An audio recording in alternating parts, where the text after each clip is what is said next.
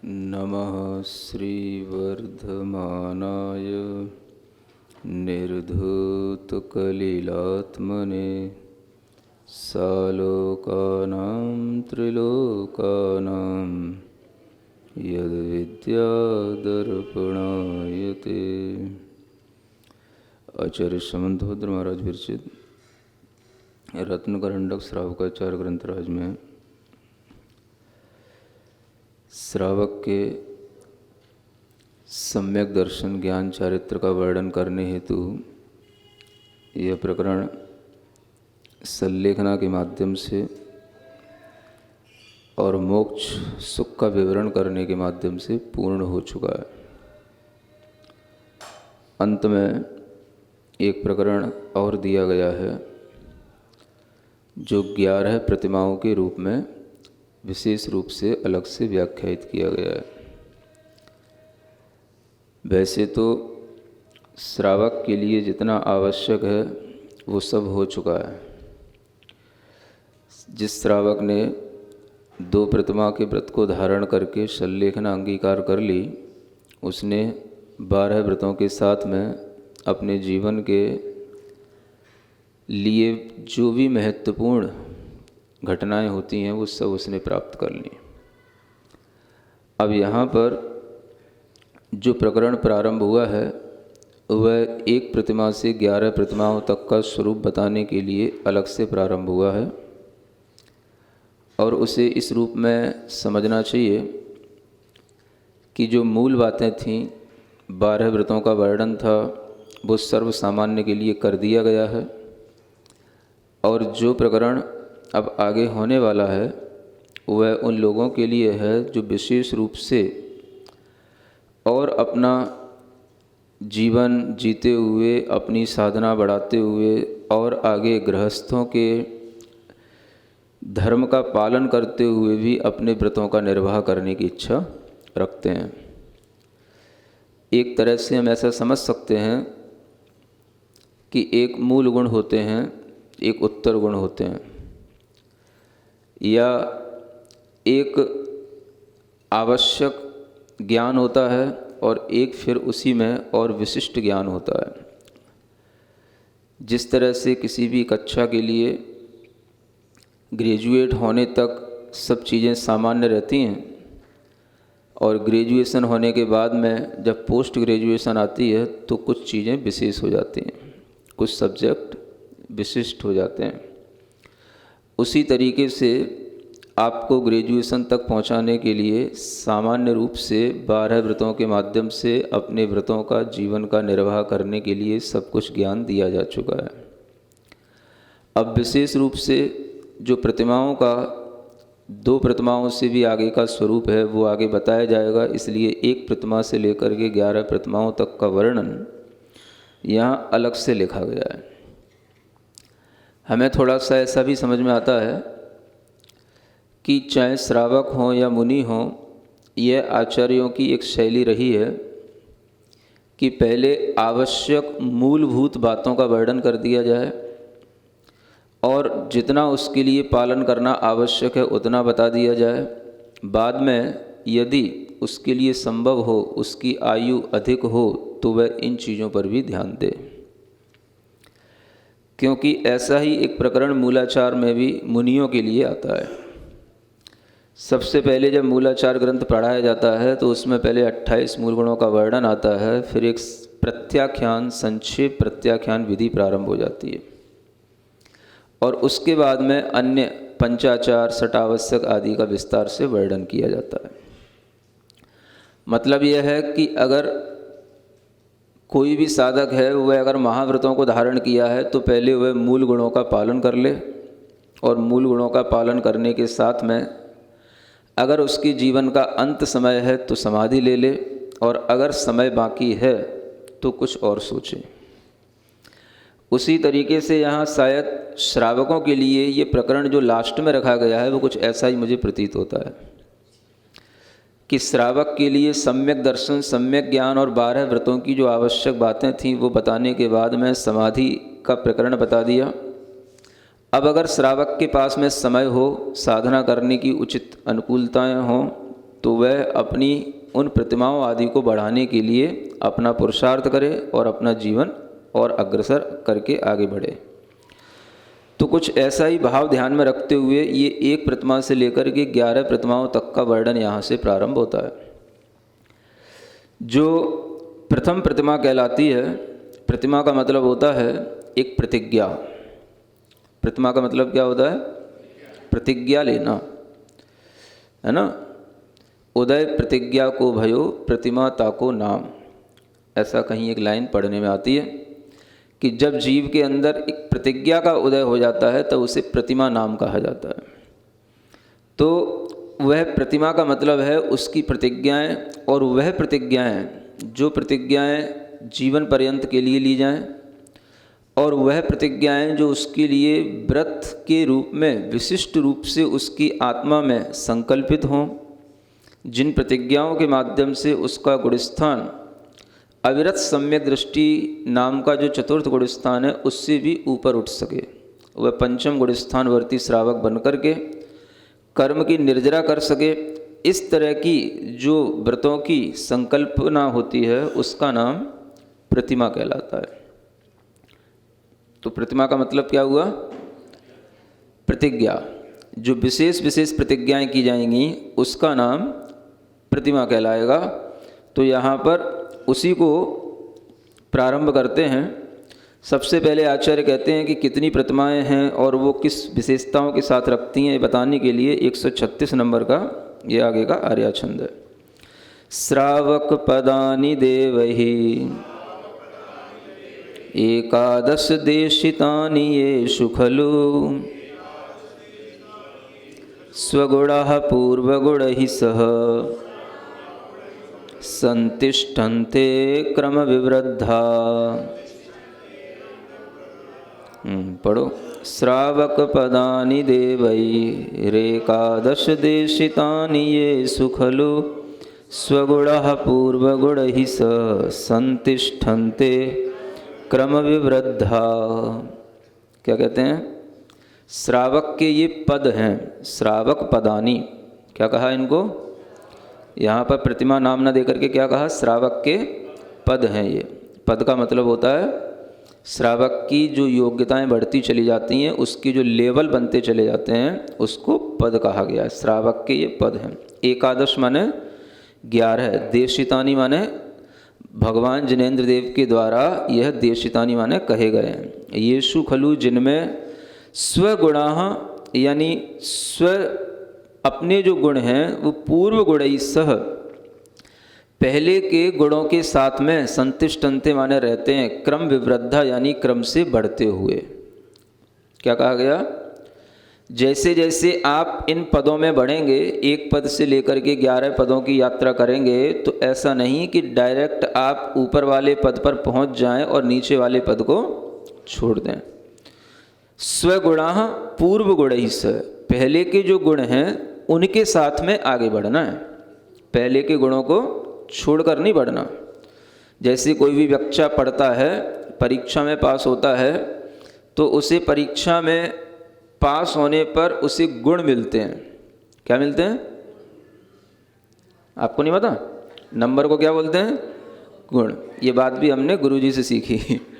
यहाँ तो कभी गुण बोलने में आता ही नहीं। यूपी-एमपी में कहाँ गुण बोलते होंगे? उधर कर्नाटक में दक्षिण साइड में बोलते होंगे। तो आचार्य महाराज बताते हैं उधर नंबर जो मिलते हैं, पास हो जाते हैं, उसे क्या बोलते हैं? गुण मिलते हैं। तो शायद वही भाव यहाँ पर इस तरीके का है। तो जब जिसने 8वीं कक्षा पास कर ली, 9वीं में पहुँच गया, तो 8वीं के गुण उसके साथ में आगे बढ़ते हैं। ऐसा नहीं है कि 8वीं के गुण उसने छोड़ दिए। उन्हीं गुणों के आधार पर उसकी आगे की क्लासें चलेंगी, उन्हीं गुणों के आधार पर आगे का उसका सिलेक्शन होगा, उन्हीं गुणों के आधार पर वह आगे अपनी और भी ज़्यादा गुणों में वृद्धि करेगा। तो उसी तरीके से आचार्य कहते हैं कि अपने अपने गुणों के साथ में जो पहले पहले वाले गुण हैं उनको लेकर के आप क्रम से बढ़ना, क्रम विवृद्धा यानी क्रम क्रम से वृद्धि करने का नाम यह प्रतिज्ञा की वृद्धि है। और इस प्रतिज्ञा को 1 से लेकर के 11 तक बढ़ाने के लिए क्रम बनाना। तो एक क्रम से बढ़ाई जाती है, अक्रम से नहीं। ऐसा नहीं कि कभी हमने 8वीं प्रतिमा ले ली, फिर कभी 5वीं ले ली, या पहले 4थी ले ली, फिर बाद में दूसरी ले ली, ऐसा कोई नहीं। क्रम क्रम से उसको बढ़ाओ। तो इस तरह से जो क्रम क्रम से बढ़ेगा वो अपने जीवन में आगे आगे पिछले के गुणों के साथ में वृद्धि को प्राप्त होता जाएगा। तो उसकी जो पिछली कक्षा का ज्ञान है वह भी उसके साथ चलेगा और उसमें कुछ ना कुछ सरप्लस और होता चला जाएगा। इस तरह से वो जो उसका ज्ञान बढ़ता चला जाता है, उसका चारित्र बढ़ता चला जाता है, उसकी प्रतिज्ञा बढ़ती चली जाती है। इससे उसके अंतरंग में जो आत्मा के अंदर कर्मों का निर्जरा है वो भी बढ़ती चली जाती है, विशुद्धि भी बढ़ती है। यद्यपि उसका गुणस्थान 5वां ही रहेगा, लेकिन विशुद्धि बढ़ने से उसकी निर्जरा में वृद्धि हो जाती है। इसलिए इन गुणस्थानों में रहते हुए भी वह अपनी अंतरंग में विशुद्धि के माध्यम से निर्जरा की वृद्धि करने के लिए ये क्रम क्रम से वृद्धि करता है। उसके अंदर अविरत सम्यक दर्शन का जो पहले भाव था, यानी सम्यक दृष्टि तो वो है ही, और सम्यक दृष्टि होने के साथ साथ जब वह चारित्र का पालन करने लग जाता है तो उसकी अप्रत्याख्यान कसाय का भी अभाव होने लग जाता है। यानी अविरत सम्यक दृष्टि जीव में अप्रत्याख्यानावरण क्रोध मान माया लोभ का उदय रहता है, और जब वह इन व्रतों के साथ में प्रतिज्ञा के साथ में संकल्पित होता है तो उस अप्रत्याख्यान कसाय के अभाव में वह कुछ संकल्प लेकर के चलता है, तो उसके लिए केवल प्रत्याख्यानावरण क्रोध मान माया लोभ और संजुलन क्रोध मान माया लोभ, इन कसायों का उदय रह जाता है। और बाकी की जो अनंतानुबंधी आदि कसाय हैं, अनंतानुबंधी क्रोध मान माया लोभ और अप्रत्याख्यान क्रोध मान माया लोभ, ये उसके अंदर दब जाती हैं या धीरे धीरे निर्जरित होने लग जाती हैं। इनका प्रभाव उसकी आत्मा पर नहीं रहता।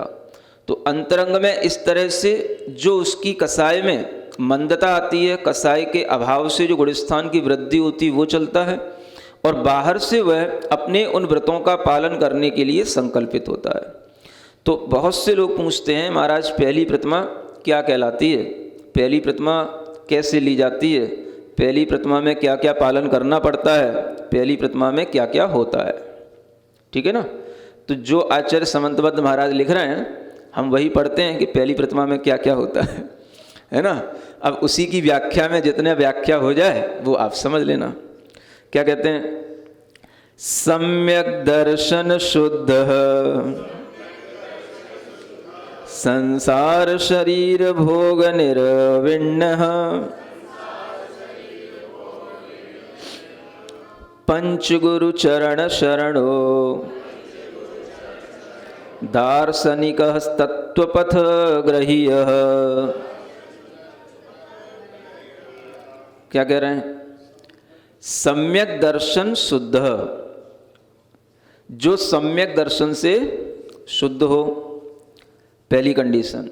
दूसरी, संसार शरीर भोग निर्विण्ण, जो संसार से शरीर से और भोगों से निर्विघ्न हो, यानी उदासीन हो, उनसे दूर हो।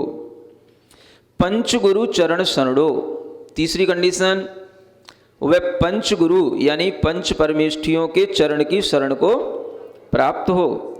दार्शनिक है, वह दार्शनिक है। किस विशेषता वाला, तत्व पथ ग्रहीय, तत्व के रास्ते को, तत्व पथ को ग्रहण करने के वह योग्य हो गया है।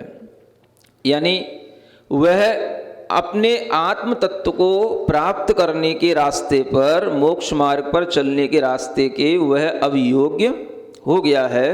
वह तत्व को ग्रहण करने का योग्यता रखने वाला वह दार्शनिक श्रावक कहलाता है। क्या कहा गया इसमें, दार्शनिक श्रावक। दार्शनिक श्रावक का मतलब दर्शन प्रतिमा को धारण करने वाले का नाम क्या हो गया, दार्शनिक श्रावक, है ना। यह पहला पद है उस श्रावक का, यह पहला स्थान है, और इस पद को प्राप्त करके वह आगे बढ़ेगा। तो यहाँ पर जो दार्शनिक उसके लिए कहा गया है, वो दार्शनिक का मतलब ही हो गया कि अभी उसने अपने अंदर सम्यक दर्शन के रास्ते पर आगे बढ़ने का एक पहला स्टेप उठाया है। सम्यक दृष्टि तो पहले से था ही वो, अब वह सम्यक दर्शन के साथ में आगे बढ़ने के लिए तैयार हुआ है, तो उसने अपना पहला कदम उठाया और उस पहले कदम में वह एक सामान्य से जो पाक्षिक श्रावक होता है उससे थोड़ा सा ऊपर उठने की कोशिश कर रहा है, नैष्ठिक श्रावक की ओर जाने की कोशिश कर रहा है। लेकिन अभी नैष्ठिक बना नहीं है, क्योंकि अभी दोनों के बीच में है। अविरत सम्यक दृष्टि पाक्षिक श्रावक है, नैष्ठिक श्रावक जब वो व्रत ले लेगा तब होगा। और यहाँ पर जो कहा जा रहा है वो अभी किसी भी प्रकार के व्रत का यहाँ कोई उल्लेख नहीं है। समझ आ रहा है? देखो, आचार्य समंतभद्र महाराज की दृष्टि में दार्शनिक प्रतिमा को धारण करने वाला दार्शनिक श्रावक के लिए यहाँ पर किसी भी प्रकार से कोई भी व्रत का उल्लेख नहीं किया गया है। सुनते जाना, समझ आ रहा है क्या लिखा है? सम्यक दर्शन से शुद्ध हो। तो सम्यक दृष्टि जीव जो है अपने सम्यक दर्शन में लगने वाले दोषों से अपने को बचाएगा। सम्यक दर्शन में दोष जिससे लगते हैं, ऐसी मूढ़ताएं हैं, अनायतनों का सेवन है, मदों की प्रवृत्तियां हैं, उनसे अपने आप को बचाते हुए 25 प्रकार के सम्यक दर्शन के जो दोष बताए जाते हैं उन दोषों से रहित होकर के शुद्ध बनेगा, उसको कहा जाएगा शुद्ध सम्यक दृष्टि जीव। और वह सम्यक दर्शन से जब शुद्ध हो गया तो वह उस दार्शनिक का यह पहला गुण हो गया जो पूरा हो गया। ठीक है ना? दूसरा क्या बताया? संसार शरीर भोगों से निर्विघ्न होना, माने उनमें लगना नहीं, उनसे उदासीन होना, यानी संसार की किसी भी पदार्थों की आकांक्षाओं में नहीं पड़ना, भोगों की आकांक्षाओं में नहीं पड़ना और शरीर की आकांक्षाओं में नहीं पड़ना। इन तीनों से वह विरक्त चित्त हो जाता है तो उसे निर्विघ्न कहा जाता है। तो वह दूसरी कंडीशन ये उसके लिए हो गई। इसमें भी केवल उसके अंदर एक वैराग्य का भाव आया है, अभी वह किसी भी प्रकार का कोई व्रतों का संकल्प यहाँ पर नहीं लिया है। और तीसरा, पंच गुरु चरण शरणो, पंच परमेष्ठी की शरण में रहने वाला है, पंच परमेष्ठी को ही अपना इष्ट मानता है, ये भी उसके लिए हो जाता है। अब उसको यहाँ पर दार्शनिक कहा गया है। समझ में आ रहा है? इसका मतलब क्या हुआ? पहली प्रतिमा अगर आचार्य समंतभद्र महाराज के हिसाब से देखी जाए, पहला पद श्रावक का तो वह हर कोई पालन कर सकता है ना? पहला पद जो श्रावक का है वह हर किसी के लिए लागू हो सकता है और हर कोई इस भाव में आने में किसी भी प्रकार की कोई भी कठिनाई महसूस नहीं करेगा। हर किसी के लिए पंच परमेष्ठी शरणभूत हैं, हर किसी के लिए सम्यक दर्शन की शुद्धि की भावना हो सकती है और संसार शरीर भोगों से वह निर्विघ्न हो जाएगा। मतलब कि उसे संसार में किसी भी प्रकार के भोगाकांक्षाएं नहीं होना और शरीर को भी विशेष प्रकार से कोई भी भोगाकांक्षाओं से पुष्ट नहीं करना। इस तरह के निर्विघ्नता का भाव रखते हुए वह जब अपने तत्व पथ पर आगे बढ़ेगा तो वह दार्शनिक श्रावक कहलाएगा। अब आप ये पूछोगे कि फिर महाराज अविरत सम्यक दृष्टि जीव में और पहली प्रतिमा जिसने ली है या पहला पद लिया उसमें अंतर क्या रहा? नहीं समझ आया? अगर अंतर नहीं है तो फिर गुणस्थान कैसे बढ़ गया? तो कुछ तो अंतर होना चाहिए था। अब वो जो अंतर है वो यहीं पे कहीं आपको छिपा हुआ दिखाई देगा, लिखा हुआ मुश्किल से मिलेगा, वो आपको देखना पड़ेगा थोड़ा गहरे से खोज करके। क्या समझ आ रहा है? श्लोक तो एक ही है, ये आगे जो क्रम आएगा वो दूसरी प्रतिमा का हो जाएगा। यहाँ पर बस पहली प्रतिमा यहीं से शुरू हो रही है, पहला पद यहीं से है। तो अब इसमें क्या है?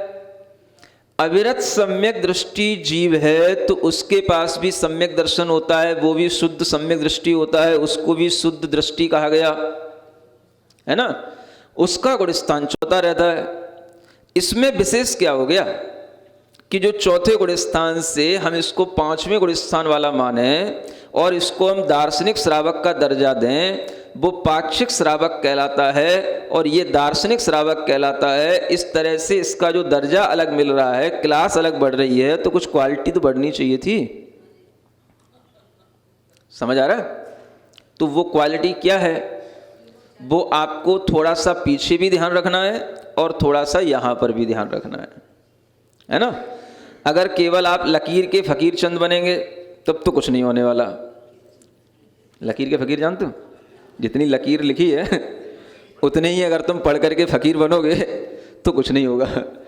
लेकिन अगर ये देखोगे कि जब आचार्य महाराज ने सम्यक दर्शन और सम्यक ज्ञान के साथ में आगे सम्यक चारित्र का वर्णन करना प्रारंभ किया था, तो सबसे पहले उन्होंने अष्ट मूल गुण का कथन किया था, है ना।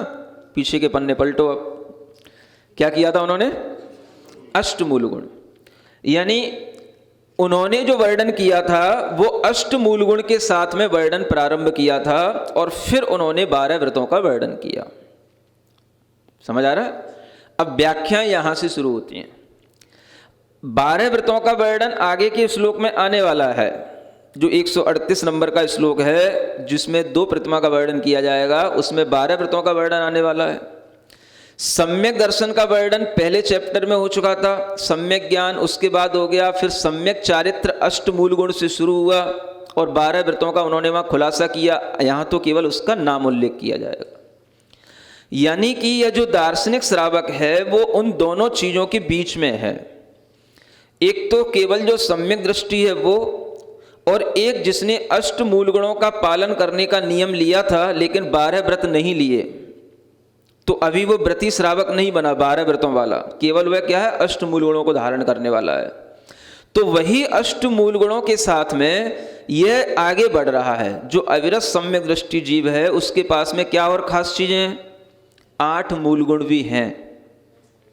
लेकिन अविरत सम्यक दृष्टि के लिए यह नियम नहीं होता कि वह 8 मूल गुणों का निरतिचार पालन करे। कैसा पालन करे? निरतिचार का मतलब निर्दोष पालन करे, ऐसा संकल्प नहीं लेता। अष्ट मूल गुण वह पालन करेगा एक सामान्य श्रावक की तरह, लेकिन कभी कभार अगर दोष लगते हैं तो वो लगा लेगा, क्योंकि अष्ट मूल गुणों में दोष लगने के भी उसके सामने अनेक तरीके की स्थितियां परिस्थितियां बन जाती हैं। जैसे कि उसने त्याग किया, मेरा मांस खाने का त्याग है, समझ आ रहा है, मेरा मदिरा पीने का त्याग है। लेकिन अष्ट मूल गुणों में अगर उसने निर्दोषता का कोई संकल्प नहीं लिया है कि मैं इसका निरतिचार पालन करूंगा, तो वह मांस मदिरा तो नहीं खाएगा, नहीं पिएगा। लेकिन जो कुछ भी उसके साथ में अगर कभी कभार कोई इनडायरेक्ट कोई चीज आ जाती है, कभी दवाइयों के रूप में या किसी और रूप में, तो उसको लेने का उसका त्याग नहीं है। उसका त्याग कितना है? जो मांस मदिरा है मैं इसका सेवन नहीं करूंगा, समझ आ रहा है। लेकिन अगर कोई इंजेक्शन लगा रहा है, दवाइयां दे रहा है, तो उसमें वो पूछता नहीं है, क्योंकि उसने कभी अभी ऐसा संकल्प नहीं लिया कि मैं बिल्कुल कोई भी ऐसी चीज नहीं लूंगा जिसमें कोई भी तरीके का मांस मदिरा का कोई भी पुट होगा, समझ आ रहा है। लेकिन वह सम्यक दृष्टि है, अष्ट मूल गुण वाला है, लेकिन उसके वह मूल गुण अभी निर्दोष नहीं है। निर्दोष मूल गुण जब पलेंगे तो वह यहां पर आ जाएगा, जब वह संसार शरीर भोगों से निर्विघ्न होगा तो ही उसके लिए निर्दोषता से अष्ट मूल गुणों का एक वर्णन सामने आएगा। संसार शरीर भोगों से निर्विघ्न होने पर ही उसके लिए निर्दोष रूप से वह मूल गुणों का पालने का एक संकल्प आएगा। तो अभी उसके अंदर अभी मूल गुण के पालने का संकल्प है, लेकिन निरतिचार पालने का संकल्प नहीं है। इसमें यह अंतर आ जाता है। एक अविरत सम्यक दृष्टि श्रावक है, वह 8 मूल गुणों को धारी है, लेकिन निर्दोष नहीं पालेगा। निर्दोष अगर पालने लग गया तो वह दार्शनिक श्रावक बन जाएगा। दार्शनिक श्रावक बन जाएगा तो वह सम्यक दर्शन से तो शुद्ध है ही, लेकिन संसार शरीर भोगों से इतना निर्विघ्न रहेगा कि कोई भी वस्तु उस तरह की सेवन नहीं करेगा कि उसके अष्टमूल गुण में दोष लगाने वाली हो जाए। इसके अलावा अविरत सम्यक दृष्टि जीव है, उसके लिए अभी किसी भी प्रकार के मांस मदिरा खाने का तो नहीं खाने का तो संकल्प है, लेकिन कोई जरूरी नहीं कि वह मर्यादित भोजन करे। समझ आ रहा है? भोजन वो कुछ भी कर सकता है, हलवाई का भी भोजन कर सकता है, अपने घर का भी भोजन कर सकता है, घर में भी वो मर्यादा के बिना भोजन कर सकता है। और जब वो मर्यादा के बिना कर रहा है तो उसके उस अष्टमूल गुण में भी दोष लग रहा है। क्यों लग रहा है? क्योंकि जब मर्यादा के बाहर की कोई चीज हो गई तो उसके लिए उसमें त्रस जीवों की उत्पत्ति होने के कारण से उनकी हिंसा का दोष उसको लग रहा है, लेकिन फिर भी कह रहा है मैं मांस भक्षण नहीं करता। समझ आ रहा है? लेकिन आटे मसाले जो बिना मर्यादा के हैं उनका वह सेवन कर रहा है, और करते हुए भी वो मांस भक्षण नहीं कर रहा है। तो ये भी क्या हो गया?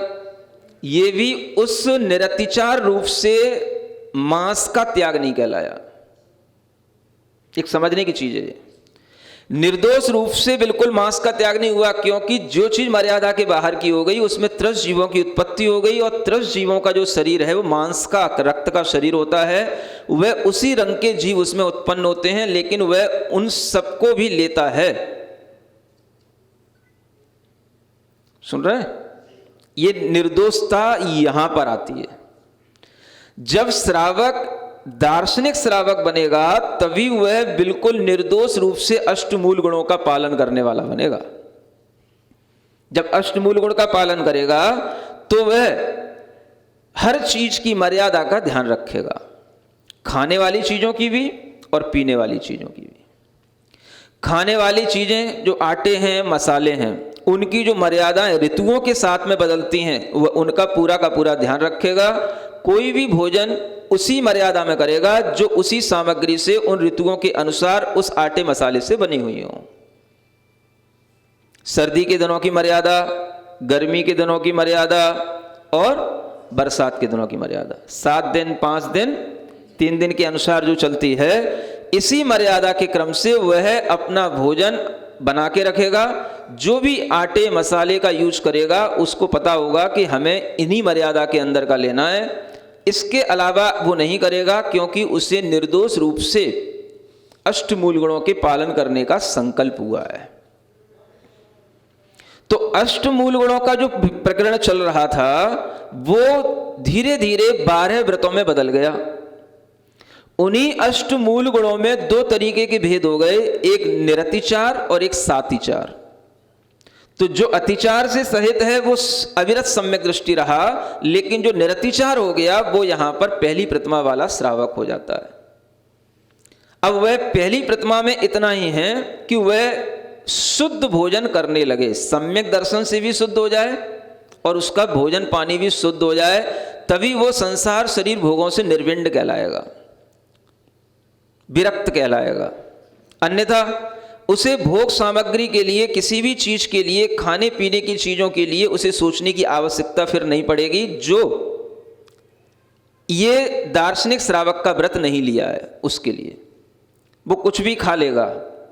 मिठाई है, मिठाई खा लेगा, मिठाई तो मिठाई होती है ना, चाहे वो अच्छे डिब्बे में बंद होकर के आई हो या किसी हलवाई की दुकान पर जाकर के खा ले या किसी ठेले पे खड़े होकर के खा ले, मिठाई तो मिठाई है। तो वो मिठाई खा रहा है, वो ये तो नहीं खा रहा है कि हमें कोई मांस मदिरा खा रहा हूँ, पी रहा हूँ, मिठाई खा रहा है। तो ये भी उसके अंदर जो एक संकल्प आएगा, ये पहली प्रतिमा के अंदर आ जाएगा कि अब मुझे कोई भी मिठाई खानी है तो उसे देखेगा हलवाई की मिठाई की तो कोई मर्यादा होती ही नहीं।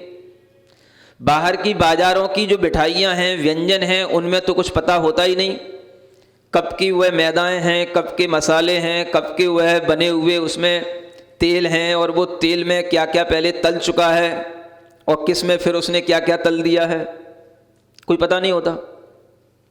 होटलों की चीज़ें हैं, ये उसके लिए बिल्कुल छूट जाएगा।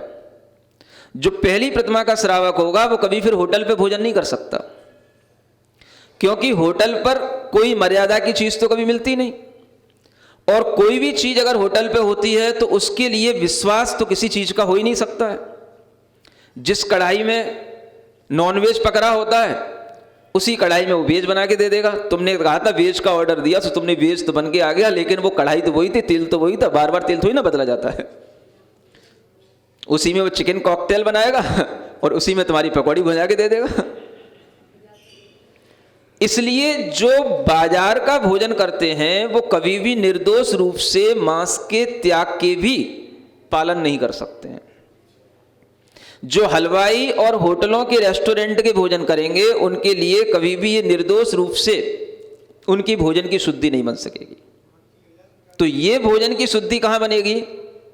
ये उसके अपने घर के देख रेख के साथ में, अपने विवेक के साथ में, या जो उसके अत्यंत विश्वास पात्र हैं उन्हीं के लिए वह अपनी जिम्मेदारी देगा, उनके साथ ही भोजन करेगा और उनका ही भोजन करेगा, हर किसी का भोजन नहीं करेगा वो। ये कब संभव है? जब उससे संसार शरीर भोग से इतनी उदासीनता आ गई कि उसे लगता है कि हमने जो जीना, हमारे अंदर जो संसार के लिए एक आकांक्षा थी वो सब हमारी पूरी हो चुकी है, हमें अब इसके ज़्यादा आगे नहीं बढ़ना है। इसलिए उसके अंदर कोई भी चीज़ के प्रति लालसा नहीं रहती, संसार शरीर भोगों के प्रति इसके अंदर लालसा नहीं है, तो वह अपना जीवन शुद्ध चलाने के लिए शुद्ध भोजन शुद्ध पानी करेगा, हर चीज़ की मर्यादा का ध्यान रखेगा। घर में जो चीज़ें बनती हैं, रोटी होते हैं, पराठे होते हैं, पूड़ियाँ होती हैं, कुछ भोजन ऐसे सूखे होते हैं, है ना, जैसे मठरी होती है, हर चीज़ की मर्यादा उसे पता होनी चाहिए। ऐसा नहीं है कोई भी चीज़ कभी भी बना ली, कभी की रखी है, कभी भी खा ली, बच गई थी, बहुत रखी थी, क्या करते, फेंकते थोड़ी ना, समझ आ रहा है? ऐसा नहीं होता। वो क्या करता है फिर? हर चीज़ की मर्यादा देखेगा।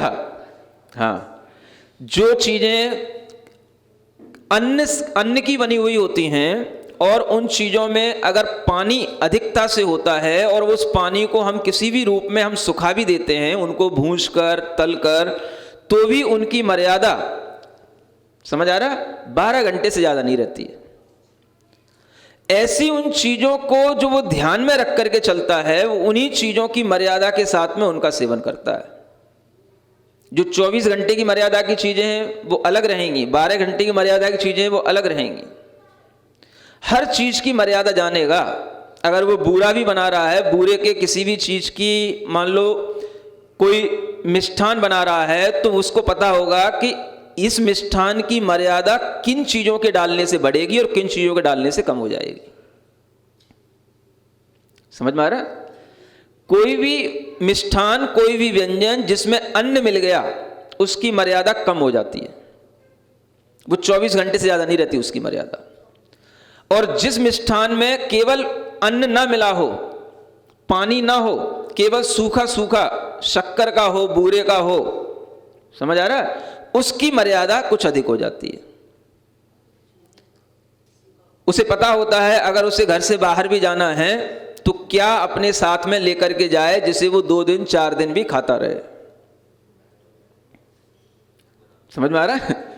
ये सब पहले का ज्ञान जो रहता था वो उसके लिए इसी तरीके से काम में आता है। केवल बूरे का बना हुआ कोई पकवान होगा जिसमें अन्न ना मिला हुआ हो तो वो जो है चल सकता है 2 दिन 4 दिन, बाकी अगर उसमें अन्न मिल गया तो वो 24 घंटे से ज़्यादा नहीं चल सकता है। इस तरह से जो उसके अंदर एक ज्ञान रहता है, उस ज्ञान के साथ ही वो हर चीज को समझ करके शुद्ध रूप से भोजन करके अपना काम चलाता है। तो भोजन में जब शुद्धता आ गई तो बाहर का भोजन छूट जाएगा, हलवाई का भोजन छूट जाएगा, रेस्टोरेंट का छूट जाएगा। शुद्ध भोजन करना है तो शुद्ध भोजन बिना शुद्ध पानी के बनेगा नहीं, तो पानी भी उसके लिए शुद्ध होना चाहिए। शुद्ध भोजन है तो पानी भी तो शुद्ध होना चाहिए। फिर बिस्लरी का पानी नहीं पी सकेगा, कहीं भी बाजार के पैकेट बंद पाउचों का पानी नहीं पी सकेगा, नलों का पानी नहीं पी सकेगा। किसका पानी पिएगा? जो पानी उसके लिए छना हुआ हो। जैसे श्रावक के 8 मूल गुणों में कहा गया है, 5 अड़ुव्रत, समझ आ रहा है? और 3 गुणों में मुख्य रूप से लिए जाते हैं पानी छानना, रात में भोजन नहीं करना और देव दर्शन। ये 3 चीजें और मिला लो तो ये 8 मूल गुण आपके हिसाब से, आज के हिसाब से हो जाएंगे। और इसी ग्रंथ में जो पहले कहा गया था 5 अणुव्रतों के साथ में 3 मकारों का त्याग कर दो तो 8 मूल गुण हो जाते हैं। मकार माने मध्य, मांस और मधु। तो अगर आप ये भी करते हैं तो भी आप वहीं पहुंचेंगे, क्योंकि अगर आपने मध्य, मांस, मधु का त्याग कर दिया तो भी निर्दोष रूप से आपके लिए अब सेवन करने में जब आएगा जल, तो वह जल भी इतना छना हुआ प्रासुक होना चाहिए कि उसमें भी जीव हिंसा का दोष आपको न लगे। तो वो छना हुए जल में ही इस तरीके की प्रक्रिया संभव है। तो जो जल कुएं से या किसी गहरे स्रोत से निकाला जाए और निकालते समय उसमें जीवों के लिए कोई तरीके का घात ना पहुंचे, जो जल में जीव होते हैं त्रस जीव, ऐसे किसी हैंडपंप से या समरसेबल से जरक के साथ हम उसको ना निकालेंगे तब वो पानी शुद्ध ऊपर आएगा। फिर उसको हम जब छानेंगे तो उसकी बिलछानी को हम उस त्रस जीवों के साथ में जो बिलछानी होगी उसे हम यथा स्थान पहुंचाएंगे तो उस पानी के जीवों की रक्षा कहलाएगी। तब वो जो पानी बचेगा उसमें भी अभी त्रस जीव नहीं है, लेकिन उसमें भी अभी जल कायिक जीव हैं, और उन जल कायिक जीवों से भी उसे रहित करने के लिए वह उसमें कुछ या तो मिलाएगा या उसको हल्का सा कुनकुना करेगा। थोड़ा करेगा तो उसकी मर्यादा 3 घंटे की, थोड़ा और करेगा 6 घंटे की, थोड़ा और करेगा तो 12 घंटे की, एक उबाल आ गया तो 24 घंटे की मर्यादा हो जाती है। जब वो खदबद करने लग जाए, उबाल आ जाए उसके अंदर, तो 24 घंटे की मर्यादा तब बनती है। जब इस मर्यादा का वह पानी ले लेगा तभी वह पानी 24 घंटे तक उसके काम में आता रहेगा। 24 घंटे के बाद में क्या होगा? मान लो आपने पानी बहुत सारा था, उबाल लिया, 24 घंटे के बाद आपने यूज नहीं किया, 24 घंटे के बाद वो जो है रखा रहा। अब वो क्या होगा? उस पानी में इतने त्रस जीव पड़ जाते हैं 24 घंटे के बाद, जो पानी एक बार आपने प्रासुक कर लिया था लेकिन वो अगर अधिक मात्रा में भी था, अब वो आपके उपयोग में नहीं आ रहा है, तो उसमें मर्यादा के बाद इतने त्रस जीव पड़ जाते हैं कि फिर उनको निकालना संभव नहीं होता। वो पानी फिर अभक्ष हो जाता है, वो पानी फिर लेने योग्य नहीं होता। ये कहा गया, फिर उसको छान के द्वारा गर्म नहीं कर सकते। ये ज्ञान होगा तभी आप उस चीज को उतना ही लेंगे, उतना ही निकालेंगे, उतना ही गर्म करेंगे जितना अपने सेवन में आने वाला है। तब उसके लिए शुद्ध जल का और शुद्ध भोजन का जब ये ग्रहण करना होगा तब वह कहलाएगा शुद्ध श्रावक, जो संसार शरीर भोगों से निर्विघ्न हुआ है। और उसके लिए ये पहली प्रतिमा में और कोई संकल्प नहीं है 12 व्रतों के, सिर्फ यही है। 8 मूल गुणों को निर्दोष पालन करने के लिए वह मसाले, आटे, जो भी भोजन बना रहा है उन सब में निर्दोष रूप से उस भोजन को बनाएगा और उसी भोजन का सेवन करेगा। ये अंतर हो जाता है एक सामान्य अविरत सम्यक दृष्टि श्रावक में और एक जो व्रतों की ओर बढ़ रहा है उसमें। वह अभी दोनों के बीच में है, क्योंकि व्रती तब कहलाएगा जब वो 12 व्रतों का भी पालन करे, जो दूसरी प्रतिमा से शुरू होगा। अभी पहली प्रतिमा में उसके लिए सिर्फ इतना ही है और इतना कम नहीं है। अभी उसे कोई सामायिक का नियम नहीं, प्रतिक्रमण का नियम नहीं, उसे कोई नियम नहीं, सिर्फ कितना? शुद्ध भोजन, शुद्ध पानी, पंचगुरु की शरण, सम्यक दर्शन की शुद्धि का ध्यान, और संसार में रहते हुए भी भोजन पानी की शुद्धि का ध्यान रखने लगेगा तो संसार शरीर भोग से निर्विघ्न कहलाएगा वो। नहीं तो फिर सब भोग उसका हो ही रहा है। अगर वो भोजन शुद्धि न रखे, आप कहोगे महाराज इसमें तो कुछ लिखा ही नहीं है, वो इसी में यहीं पे लिखा हुआ है। जो भोगों से निर्विघ्न है तो फिर वो भोग करेगा कैसे? मानो उसे हलवाई का भोजन करना है, तरह तरह की व्यंजन मिष्ठान खाना है, उसे बाहर की अगर सब चीजें सेवन करने में आ रही हैं तो संसार शरीर भोग से निर्विघ्न कहाँ हुआ?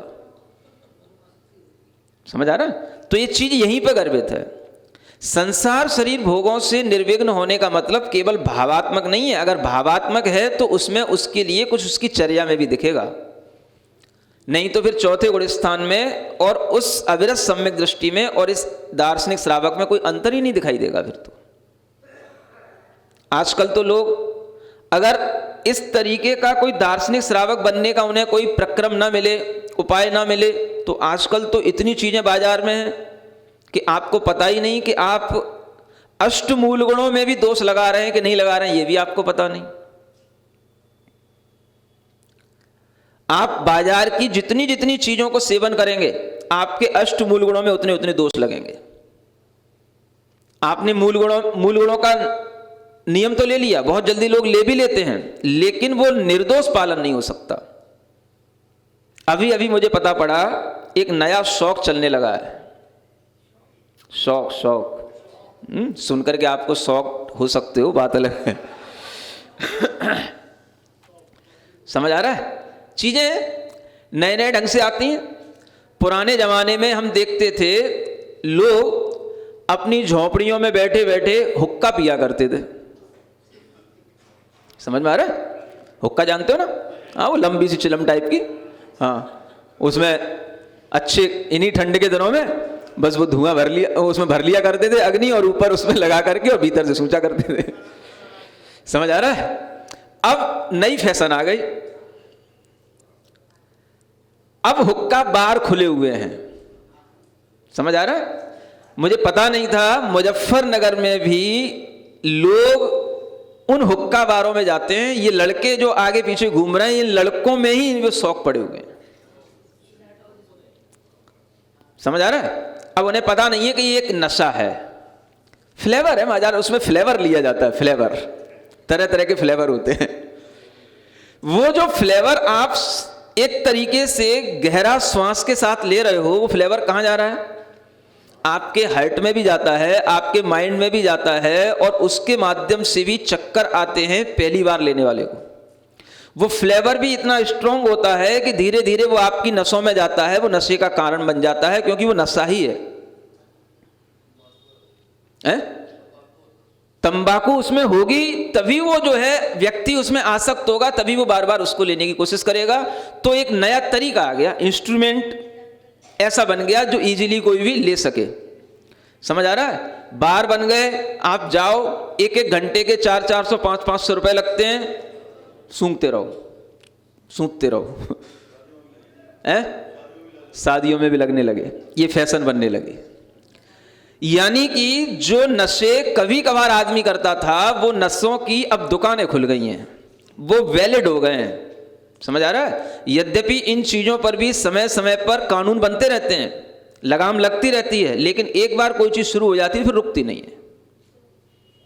अब ये फैशन बन गई है। पहले बच्चे घूमने के लिए जाते थे तो कहीं होटल में जाकर के चलो कभी चाय पिया है ना, कोई तंदूरी खाया है कि पराठा खाया है, इतना होता था। अब घूमने जाएंगे, क्या खाने जाएंगे? बाहर चाउमीन, पिज्जा, बर्गर, मोमोज, समझ आ रहा है? ये खाने जाएंगे। पीने जाएंगे तो क्या पीने जाएंगे? बार बने हुए हैं सबके, क्या खाना है, क्या पीना है, क्या सूंघना है, सबके अलग अलग स्थान बने हुए हैं। अब शौक जो है ऐसे पूरे हो रहे हैं। अब समझो आप कैसे आप अष्टमूल गुणों का पालन कर पाओगे। ये अष्टमूल गुणों में भी आपके लिए दोष जो लगता था, कुचित कदाचित कभी किसी बीमारी के कारण से लग जाए तो एक संभावना होती थी, इसलिए वो अविरत सम्यक दृष्टि कहलाता था, क्योंकि उसने संकल्प नहीं लिया कि मैं निर्दोष रूप से पालन कर पाऊंगा। लेकिन जो शौक करके कर रहे हैं और वो ये कहें कि हमारा मदिरा का त्याग है, हमारा नशे का त्याग है, तो नशा का त्याग कहाँ हुआ? जैसे मदिरा से नशा होता है, वैसे हुक्का से भी नशा होता है, वैसे तंबाकू से भी नशा होता है। तो नशे का पूर्ण रूप से त्याग तो कभी नहीं हुआ। जब पूर्ण रूप से त्याग होगा तब आपका वह मदिरा का जो नशा है उसके त्याग रूप जो मूल गुण है वो पूरा बनेगा। तो मदिरा का मतलब केवल मदिरा ही नहीं होता है, जिससे मद बढ़े वो सभी चीजें नशा कहलाती हैं। और जब इस तरीके के स्थान खुल जाते हैं, उनमें हम शौक से रोजाना जाते हैं, करते हैं, तो फिर उनको छोड़ना ही मुश्किल हो जाता है। अब छोटे छोटे से 12-12 साल के बच्चे हैं और हुक्का पीने जाते हैं वहां पे। समझ आ रहा है? हाँ, अब पकड़ में आ गए तो आज मतलब बात चल गई, अष्टमूलगुणों की बात चल गई, खुलते खुलते बच्चे हैं बोल तो देते ही हैं सब, तो बोल दे महाराज ये भी पीता, ये भी पीता, ये भी जाता, ये भी जाता एक की बताता है तो एक दूसरे की फिर कोई छोड़ता है क्या तो बस ये होता है। फिर कभी कभी क्लास में ऐसे हो जाती क्लास उनकी समझ आ रहा है? तो बात वो नहीं है, बात ये है कि जब इतने छोटे छोटे बच्चों में ये चीजें आ रही हैं तो फिर बड़ों का तो क्या कहना। और जब बच्चों में अभी से इस तरीके के ये संस्कार पड़ने लगे तो अब ये बड़े होकर के कैसे छोड़ पाएंगे। अगर इनको यही पता नहीं है कि ये नशा है, इसे हमें नहीं करना चाहिए, जैसे हम शराब के ठेकों की दुकान पर नहीं जाते वैसे हमें इन बार पर नहीं जाना चाहिए, इन हुक्का बारों पर भी नहीं जाना चाहिए। जब उन बच्चों को समझ में आया तो उन्होंने छोड़ भी दिया कि नहीं जाएंगे, लेकिन उन्हें पता ही नहीं था कि ये भी कोई नशा है। जिस तरीके से सिगरेट का नशा है, तंबाकू का नशा है, वैसे ये भी नशा है। वो सिगरेट तो एक छोटी होती है, ये तो बहुत बड़ी सिगरेट हो गई। आखिर चिलम पीने वाला, हुक्का पीने वाला भी तंबाकू का ही तो सेवन करता है, और क्या करता है। सिगरेट पीने वाला तो एक छोटी सी सिगरेट पिएगा, ये तो 2-2 घंटे लगे रहते हैं वहां पर, 1-1 घंटे के 4-4 रुपए 5-5 रुपए देके आ जाते हैं। अब 1 घंटे तक सूंघते रहेंगे तो क्या जाएगा इनके अंदर, क्या इनको भूख लगेगी, क्या इनके शरीर में लगेगा, क्या इनके लिए कोई प्रोटीन विटामिन फिर इनको अच्छे लगेंगे। इसलिए कई बच्चों के शरीर जो बिल्कुल ऐसे बने रहते हैं, ये ऐसे व्यसन में लग जाते, इस कारण से ऐसे होते हैं। तो ये जो व्यसन है, ये सब व्यसन कहीं ना कहीं हमारे चरित्र को दूषित करते हैं, और इसी के कारण से व्यक्ति जब चरित्र की ओर नहीं बढ़ता है तो अपनी इन आदतों के कारण से नहीं बढ़ पाता है। अब जिसके अंदर ये शुरू से आदतें पड़ गई तो उसके लिए अब एक चीजें कितनी कठिन हो जाती हैं। फिर महाराज ये भी नहीं कर पाएंगे, ये भी नहीं कर पाएंगे, ये भी छूटेगा, ये भी छूटेगा, तो उसे हर चीज छूटती हुई दिखती है। तो छूटेगा तभी तो निर्विघ्न कहलाएगा, संसार से निर्विघ्न। अब संसार में क्या है, क्या नशा करने के लिए संसार में आए थे? शरीर का भोग करने के लिए, इन्हीं चीजों के लिए हमारे लिए मिला था क्या? केवल शरीर चलाना है तो उसके लिए शुद्ध भोजन, शुद्ध पानी ही पर्याप्त होता है। शुद्ध वस्तुएं बनाओ, घर की जो शुद्ध चीजें हैं उनका सेवन करो, चाहे उनका नाम पिज्जा दो, चाहे बर्गर दो, कोई भी चीजें हैं अपने घर की शुद्ध मर्यादित बनाएगा, शुद्ध खाएगा, तो ही उसके लिए यह मूल गुणों का पालन होगा निर्दोष रूप से। और इस तरह की व्यंजन की बहुत अच्छी अच्छी किताबें भी बन चुकी हैं, और इस तरह के व्यंजन बनाने के लिए अच्छी आपके लिए सब तरीके से आपके मोबाइलों पे, समझ आ रहा ना, ऐप डले होंगे, वेबसाइट पे भी होंगे, सब तरीके के उसमें आपको विधि बताने वाली सब चीजें होंगी। जैसे आप लोग इसको फास्ट फूड कहते हो, इसी तरीके से इसको पास्ट फूड की तरह एक बुक बनी हुई है, पास्ट फूड। ये नाम आचार्य महाराज ने दिया, पास्ट फूड, समझ आ रहा है। एक लेडी ने जो दिल्ली की है, पारस चैनल वालों के यहाँ की, वो उसने बनाई है वो बुक, समझ आ रहा है ना। हाँ, और वो बुक अवेलेबल रहती है, आप उस देखोगे उसमें उसने हर चीज के इन्हीं नामों के साथ में शुद्ध तरीके से घर में बनाने की विधियां बताई हैं। हाँ, जैन रेसिपी के नाम से वो बताती भी रहती है, मोबाइलों पे क्लासें चलती भी रहती हैं उसकी। तो ये सीखना चाहिए कि हम बच्चों को अपने घर में उन चीजों को प्रोवाइड करें जिनके माध्यम से बच्चे बाहर की गंदी चीजों से बच सकें। सब बन जाता है, बिस्कुट भी बनते हैं, चॉकलेट भी बनता है, सब बन जाता है। बेकरी के सब आइटम आप घर में बना सकते हो, कोई छोटी मोटी बेकरी अपने मोहल्ले में भी लगा सकते हो, जिसके माध्यम से सब लोगों को शुद्ध चीजें अवेलेबल हो जाए। जब आप इतना कुछ करते हो, बिजनेस करते हो, हम कहते हैं आज के समय पर धर्म की रक्षा करने के लिए जहां जैनियों की बस्तियां हैं, जहां जैनियों के गढ़ हैं, उन गढ़ों में ऐसी बेकरी की अच्छी चीजें, एक एक मार्केट खुली होनी चाहिए जहां पर शुद्ध बेकरी की चीजें मिलें, क्योंकि बच्चों को कुछ ना कुछ चाहिए तो है ही खाने के लिए, तो वो उसको मिल सके। उसमें अंडे का यूज ना हो, कोई भी बाहर की ये सब जिलेटिन वाले आइटम होते हैं उनका यूज ना हो। अब घर घर में इतना शौक चल रहा है कि मैगी खाने वालों के लिए ये पता नहीं है कि मैगी से ज्यादा दोष मैगी मसाले में है। अब वो मैगी मसाला इतना फ्लेवराइज, इतना टेस्टी हो गया है कि पहले तो केवल वो मैगी में डलता था, अब हर चीज में मैगी मसाला डलता है। चावल फ्राई करना है तो मैगी मसाला डालो, कोई भी चीज आइटम बनाना है मैगी मसाला डालो, उससे टेस्टी कुछ है ही नहीं। जबकि मैगी मसाले से अशुद्ध कोई दूसरी चीज नहीं। उसमें ऐसी ऐसी चीजें मिलती हैं कि उसके कारण से वो मैगी मसाला बिल्कुल अशुद्ध हो चुका है।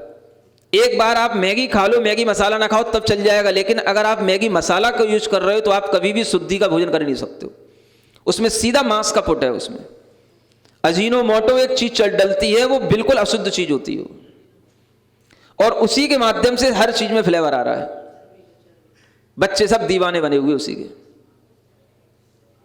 जब ये शौक हमारे लिए आ रहे हैं तो हमें अपनी सभ्यता, अपना धर्म, अपनी संस्कृति बचाने के लिए खुद प्रयत्न करना पड़ेगा। अगर ये सब नहीं होगा तो आप कभी भी इन अष्टमूलों तक पहुंच ही नहीं पाओगे। आज पहली प्रतिमा भी लेना दुर्लभ क्यों हो गया है? पूरी जिंदगी जिन लोगों की निकल रही है वो अभी अब पहली प्रतिमा तक भी नहीं पहुंच पाए, क्यों? यही सब कारण है। हम इतनी चीजों में उलझ गए हैं कि हम उतना सोच ही नहीं सकते हैं कि घर में जब हमारे परिवार हैं, बच्चे हैं, सब आ रहा है, सब खा रहा है, सबके साथ में हमें रहना है, तो हम केवल अपने लिए इतना कर सकते हैं, इतना भी आदमी हिम्मत नहीं कर पा रहा है कि हम केवल शुद्ध भोजन और शुद्ध पानी का भी नियम ले सकें। तो जब तक हम इस तरीके का नियम नहीं लेंगे तब तक संसार शरीर भोग से उदासीन कहलाएंगे ही नहीं, क्योंकि भोगों की एक जो रुचि है वो इसी तरीके से बढ़ती रहती है। ये भोगों की रुचि हटने पर ही भोगों से निर्विघ्नता कहलाती है। तो यहां पर इनडायरेक्टली ये चीज लिखी हुई है, संसार शरीर भोगों से उदासीन। ये नहीं लिखा हुआ है कि शुद्ध भोजन करना है कि शुद्ध पानी करना है। तो आपको आज के सेंस में देखना है कि बिना शुद्ध भोजन पानी किए हुए तो हम भोगों से उदासीन कभी हो ही नहीं सकते। फिर तो बाजार का सब खाने पीने वाला और कहे हम भगवान की शरण में ही, भगवान को ही मानने वाले, सम्यक दृष्टि है, तो सम्यक दृष्टि तो हो जाओगे, लेकिन श्रावक जो बनने हैं वो श्रावक नहीं बन पाओगे। जो श्रावक को यहां पर पहले पदवी वाला दार्शनिक श्रावक कहा गया, वो श्रावक नहीं बन पाएगा। समझ आ रहा है ना? तो ये अंतर अपने दिमाग में रखो। इसलिए कम से कम जो सम्यक दर्शन के साथ अब पहला दर्जा चरित्र का है, उस चरित्र की पहली सीढ़ी पर आने की कोशिश करो कि हम शुद्ध भोजन, शुद्ध पानी करने का संकल्प लें। हमें अपने जीवन में जिन भी चीज़ों का टेस्ट लेना था हम खूब ले चुके हैं। 60 साल के हो रहे हैं, 70 साल के हो रहे हैं, होने वाले हैं। समझ आ रहा है? अब हम थोड़ा सा जीवन शुद्ध रूप से जिए, शुद्ध सम्यक दृष्टि बन करके कम से कम हम दार्शनिक श्रावक बनने की कोशिश करें। ये अगर हमारे मन में भाव आएगा तो हमको चारित्र के पक्ष को छू पाएंगे। समझ आ रहा है? अन्यथा चारित्र से तो बिल्कुल 0/0 ही है। समझ आ रहा है? किसी के पास इस तरह के चारित्र के भाव लेने के भाव ही नहीं बनते हैं। क्यों नहीं बनते हैं? आप अपनी कंडीशन खुद देखें और अपनी शक्तियां खुद बढ़ाएं। इस तरीके से जब आप बढ़ेंगे तभी धर्म की वृद्धि होगी, और तभी जो है वो नगरी जहां पर जितने ज़्यादा अच्छे इस तरीके के शुद्ध भोजन पान करने वाले लोग होते हैं, व्रती लोग होते हैं, वो नगरी उतनी धार्मिक नगरी कहलाती है। समझ आ रहा है? क्या सुन रहे हो? कौन सुन रहे हैं? प्रेमपुरी वाले भी सुन रहे हैं कि नहीं सुन रहे हैं? इधर मुनीम कॉलोनी में तो 2-4 ये व्रती बैठा है, देखो इसकी उम्र। समझ आ रहा है? ये शुद्ध भोजन शुद्ध पानी कर रहा है। चातुर्मास का नियम लिया था, चातुर्मास पूरा हो गया। समझ आ रहा है? उसके बाद फिर अपने मन से फिर नियम बढ़ा लिया। अभी भी भोजन पानी का शुद्ध का नियम चल रहा है। समझ आ रहा है? तो जहां पर ऐसे श्रावक बनेंगे वहीं पर धर्म की वृद्धि होगी। क्या समझ में आ रहा है? जब तक चातुर्मास चला, जैन मिलन में भी शुद्ध भोजन पानी कई घरों में चलता रहा। अब क्या हो रहा है पता नहीं। समझ आ रहा है? जब तक चातुर्मास चला चलता रहा, लेकिन उसको बढ़ाने का भाव। और जब हम नई कॉलोनी में आए हैं, नई जगह पर आए हैं, तो वहां के भी तो कुछ लोग आगे आने चाहिए। कुछ लोगों को मन बनाना चाहिए कि हम भी इस तरह से करेंगे। अगर ऐसा कुछ होगा तभी आपके लिए कुछ ये धर्म की वृद्धि का भाव आप में आ रहा है, ऐसा मानना पड़ेगा। अन्यथा बात वही रहेगी, कुल्ला करके थूकने वाली बात चल रही है। समझ आ रहा है? तो थोड़ा सा घटकने की कोशिश करो, एक घूंट तो लो कम से कम, कि हम शुद्ध भोजन पानी का नियम ले सकें। बोलो महावीर भगवान की।